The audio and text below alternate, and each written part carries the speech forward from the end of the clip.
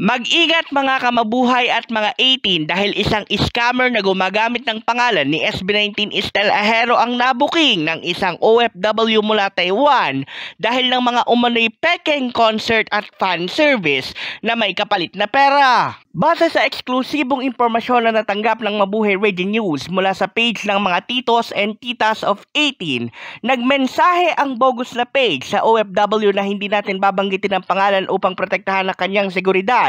at nag-aalok ng espasyo para sa isa umanong gagawing concert at fan service, pero ang katunayan ay wala naman talagang ganon si SB19 Estel. Nagtaka na ang nasabing OFW dahil ang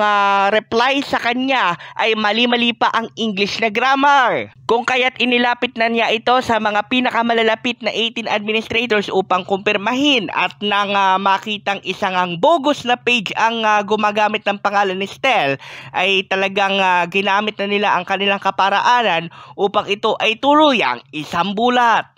Payo ng mga titos and titas of 18, manigurado muna sa mga kumakalat na impormasyon upang hindi mabiktima, lalo na kung ang nasabing post ay may kinalaman ang anumang halaga ng salapi. Isa pa sa mga halos nakakapangloko na taktika ng bogus na page na nagpapanggap bilang si Estel ay ang paggamit pa ng mga lehitimong promotions ng The Voice Kids Judge sa kanyang solo album na Room. Pero tingnan po ng maigi ang followers count dahil 100,000